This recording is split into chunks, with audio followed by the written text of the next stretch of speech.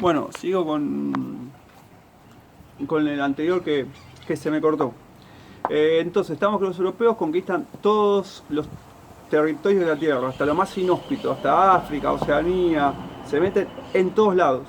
Entonces, cuando eso sucede, ya no tiene más territorios por conquistar y lo único que le queda es disputarse entre ellos mismos los ya conquistados. Esta es, bueno, en la pregunta 3 que yo apunto causas y consecuencias de la Primera Guerra Mundial.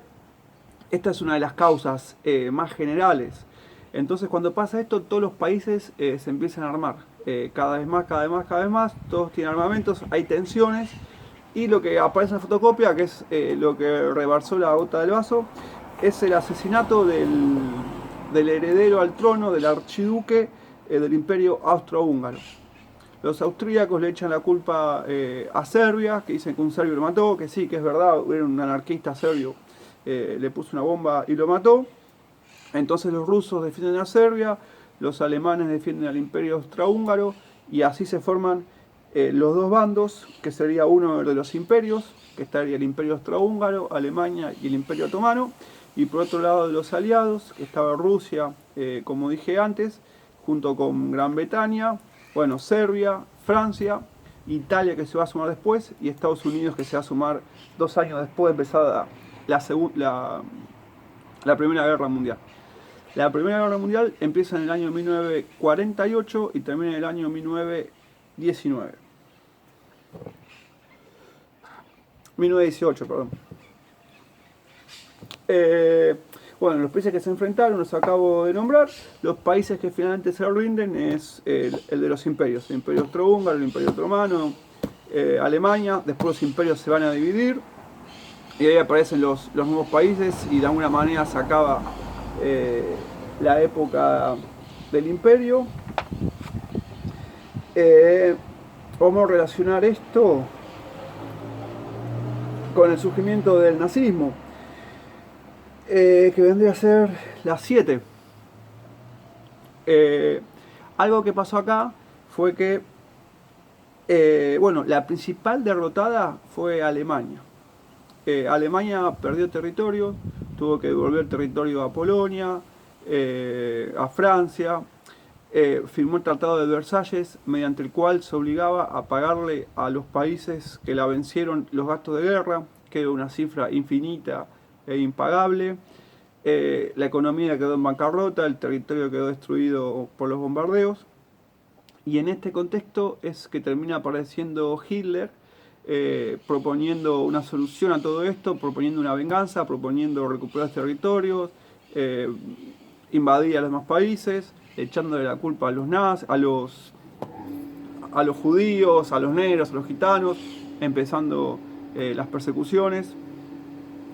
Se me prendió acá una bomba molesta. Bueno, vamos a seguir, vamos a terminar con esto. Entonces, es en ese contexto, esta es una de las causas del surgimiento del nazismo.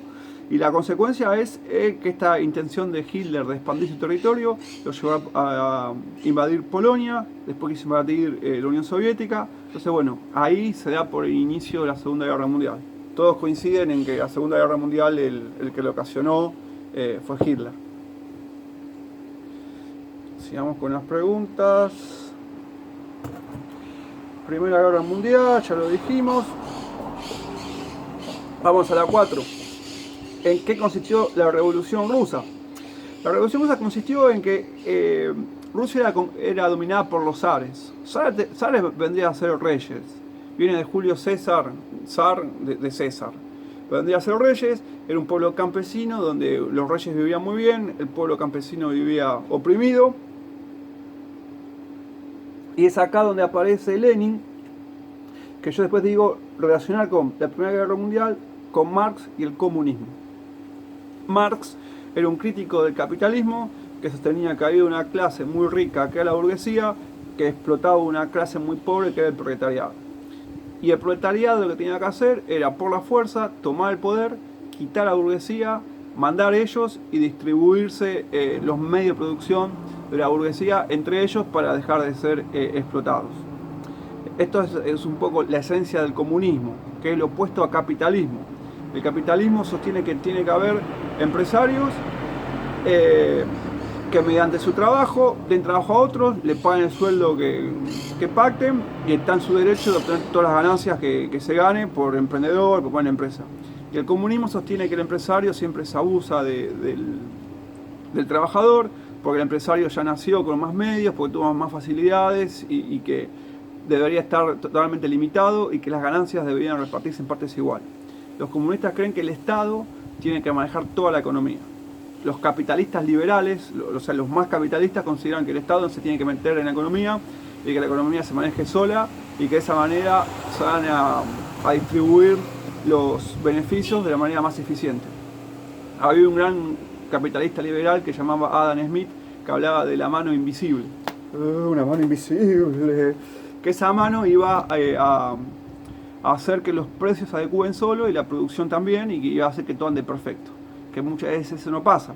Entonces tiene que intervenir el Estado por las que las cosas anden mejores. Por ejemplo, ahora, depende del contexto, es más factible que funcione uno o el otro. Se supone que una crisis es donde el Estado tiene que aparecer más, porque si deja que la economía se maneje libremente, puede pasar de todo. Como por ejemplo que suban los precios todo lo que quieran, que eso puede tener consecuencias violentas, porque si suben mucho los precios, la gente no puede comprar, y si no puede comprar y pasa hambre y no hay trabajo, hay una pandemia, puede haber saqueo. Bueno, es todo un tema, es difícil de decidir cuál es mejor. Los dejo a su criterio. Estaría bueno estar en persona para debatirlo. Vamos a ver, hacer un Zoom, porque si debato yo solo no tiene gracia. Entonces, la Revolución Rusa consistió en que el pueblo campesino le quita el poder a los zares y se domina solo, mediante Lenin, que Lenin lo que hace es tomar las ideas de Marx y aplicarlas en la práctica. Las ideas de Marx era sustituir capitalismo por un comunismo. Entonces, en 1917, Lenin, junto al pueblo, siguiendo las ideas de Marx, realiza la Revolución Rusa, que consistió en quitarle el poder a los zares. Y estamos en plena Primera Guerra Mundial. Lo que sucede es que después de esto, como en la guerra principalmente lo que morían eran los campesinos pobres, Rusia decide retirarse de la guerra para que dejen de seguir muriendo.